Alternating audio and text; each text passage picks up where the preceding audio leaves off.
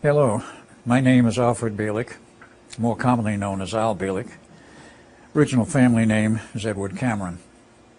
I have been involved in the Philadelphia experiment, the Montauk Project, time travel, alien connections at the Montauk Project, and some other projects, all of which have been secret over the years, most of which have never been declassified.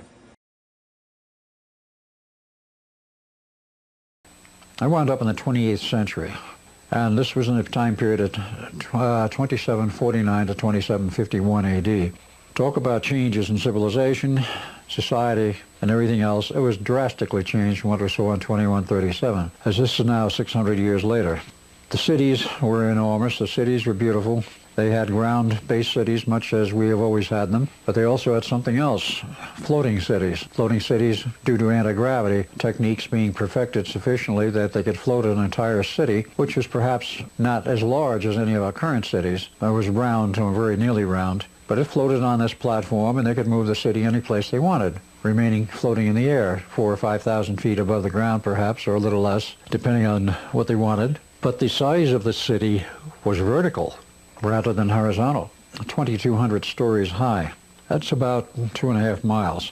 The cities could move anywhere on the planet. Basically, they stayed hovering and floating. Or if they didn't like a particular location, they'd move somewhere else. There wasn't that much traffic in moving cities, I can assure you, because the world population in that era, the 28th century, was only 500 million, and I was instructed later that that was where they had held it for centuries. There would be no more than approximately 500 million population. Some of the features of this, let's start from the political standpoint. As I learned, all of these cities, whether they're ground-based cities, which the majority were, because they had to do manufacturing, they had to have agriculture and various other things to supply the needs of civilization. But all of them, whether floating or ground-based, were rather interesting in their governmental form. They had essentially no government. There was no government as we know it today. There was no money, there was no banks, there was no political jurisdictions, and it resolved down to what would be best called a city-state structure, where the city is the state. And any other cities from that one are independent and operate in their own independent manner. So that was the major change there. There was no elected government. There was no appointed government. There was no government as we had ever seen it in the past. As I found out, each city was run by an intelligent computer, synthetic intelligence, synthetic consciousness, a highly radioactive crystalline structure. Who built them, I had no idea. Nobody seemed to know, but they've been there for hundreds of years. And this computer ran the entire city. There were guidelines set down, there were law books, but no courts. There were guidelines set down as to how you're to behave, what your parameters were. Within these parameters, if anything went. Anything was not considered kosher within this realm, this parameter limit, would be expressed as a yellow zone, a zone that you don't want to go into and you don't want to become involved in that type of behavior. If you got out into that area, you were given an invite for a reprimand to the computer, which there was one in every city, running each city. You would literally be called in for, shall we say, an interview or an audience with the computer, and you would be advised that you had broken the law, but it wasn't considered a felony, it was a misdemeanor. And such. If you were judged guilty, you were sent off to one of the work camps for whatever purpose they did in the work camps. It would be much like today, I presume, where any kind of labor, menial or otherwise, had to be done was done. And that was compulsory. That was not voluntary. If you were called in because you had gone outside the yellow zone into what is called the red zone, which is basically what you would today call a felony offense, you were immediately called in for an interview. You were examined, looked at, talked to, and if the computer at that point thought that you were rehabilitable, that you could learn again to be sociable and within the social bounds of normalcy, you were given one more chance. If the computer decided that you were not capable of fitting into society, you were terminated right then and there. Now, there were other people who didn't feel like they could fit into the society, but had not yet committed any of the so-called offenses. Literally, they were allowed to leave. If the word was, if you don't like it here, go live somewhere else. Go out in the boonies if you want. Live as a hermit. We don't care. And many did. I do not know what percentage. I was told that quite a lot of people had left the cities and gone out in the boondocks. Whether they formed communities or not, I never did find out. If you weren't required to work, which no one was required to, other than their social obligation, which was well inculcated into the kids, that you had an obligation to contribute to society, to pay for what you have been using and had inherited, for which no money was involved. A sort of credit system was still functional, but otherwise, except for fairly large credit purchases, if that is the right term, they didn't really keep track of very much. It was considered quite free as long as you were able to make some contributions and nobody overloaded the system with demands. That happened very seldom, that there was an overload of demand for goods or services. So as a result of that, there was very little abuse of the system. Now, in this period of time, talking with many people, making friends, I had a number of questions. Who built this computer system? That was my first and foremost question. Who maintains it? What happens when it breaks down? Very common questions. No common answer. And very much uncommon answers. First question about the cities, who built them, who maintains them, who maintains the computers, was rather hard to answer and get an answer to. No one really knew much about the history of the construction of the city or how it ran, other than the computer, and you couldn't request an interview. You couldn't request to go in and ask questions. The aspect of how these computers communicated with each other was unknown. But it did make, the one I talked with did make a number of interesting statements over a period of time. They had been around for about 250 years in this format and this system. There was no one to do any maintenance. Apparently there was no maintenance as such. If one of them broke down, it was simply replaced. But I wasn't satisfied with some of these answers. I started looking further. Didn't find much for a while. Then all of a sudden I got an invite to come visit with another group, a human group, which I did. And then I found the answers to all of my questions. All of the questions I had in mind, they were able to answer. Number one, who built the computer system? Well, they said they did.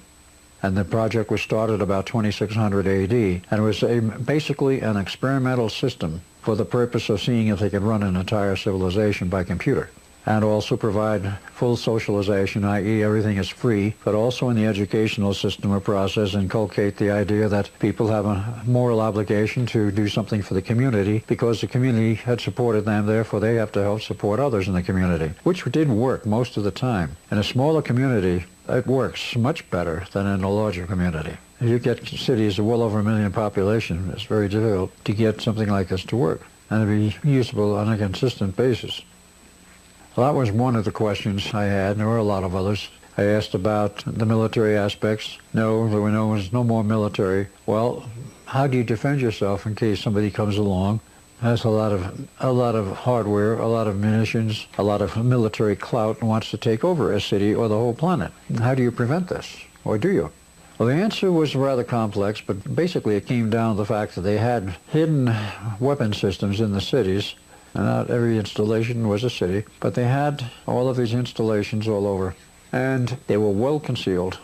They were not described to me as exactly what they were, but they said they were capable of deflecting and defending a city from an invasion from outer space. And there was no data given as to whether or not there had been any such attempted takeovers in the past. But at that time, we saw nothing resembling any kind of an attack, any kind of a threat. It was very peaceful. And it's perhaps because of that peacefulness that people were basically so happy there. It was, you might say, the end result of a long dream about a pure socialist state. They had it, and it seemed to work. There's only one fault with it that I saw, and this is something which I have discerned since I've been back, after many years. You get a city or a group which is purely socialistic, no money. How do you keep that group together? How do you keep the society together? In that case, you're looking at a situation where it's partly by the will of the people, partly by, shall I say, some kind of internal control, and partly because one could say there's little choice. If you don't want to live in the city, you go out in the boonies. If you don't know how to survive by yourself, you stay in the city. Survival skills were not something that was commonly taught in those days because all the technical problems of breakdown of equipment have long since been solved, and the equipments generally were working and continue to work for about 200 years without much maintenance. There was definitely a lot of agriculture on the surface, in the periphery, basically, of some of the surface cities. Some of the agriculture went outside the city limits, outside the periphery of the city, but not a lot. They seemed to produce more than enough food for what they needed, which was good, because there was no problems or threats of food shortages. The idea of a threat to the survival in a civilized society had long since faded, because the people were so well cared for. But the herein is also a problem. These people were well cared for by a socialist system. They didn't have to work to do anything, even though they were expected to work and expected to contribute to society. It was not demanded. The things I saw in this society and civilization were at first unique to me. During that 2-year period, I met somebody who became a very close companion. He happened to be a tour guide, because there were a lot of tours in those days, and tour guides, of course, were necessary to take people around and show them the sights and show them some of the old cities. New York City was a museum, if you will, as were some other of the old cities from the 20th century, those that survived. And they made very nice museums out of them. New York was sort of the model to show how people lived in the 20th century. A great deal of it, I did go on that tour, a great deal of it was still intact, most of Manhattan, not all of it. Brooklyn and Queens were essentially destroyed, and they didn't make any attempt to rebuild it because the destruction was too heavy. But the concrete and steel of New York, of Manhattan, and some of the other buildings adjacent to Manhattan survived, and what little damage there was repaired, and they made a very nice museum of it. But everything was there, made a very interesting review of history from the standpoint of those of the 28th century. What we take for granted today, of course, they didn't. Now, in retrospect, looking back at them and the things they said, and what I now remember, they were not convinced, in my view, that the socialist experiment was a success. It was a success to a very certain degree in terms of the local time period and the local era, and perhaps in terms of what problems had developed prior to their starting this experiment, i.e. the collapse of, or near collapse of civilization and trying to rebuild in the period after 2137, 22nd century, up through the 26th. I had no indication of the history in that period as to what transpired. Nothing was discussed with me. I got the impression that it was not exactly in very good shape. There may have been other problems that developed in the interim, but by that time of the 26th century, they got a handle on synthetic intelligence, and they decided to go ahead and rebuild civilization using what they called the Llama system, the system of intelligence, created in a crystalline form, consciously aware, and having certain other abilities which would normally be classed as metaphysical. These computers were able to do things which perhaps some of our best gurus would have trouble doing.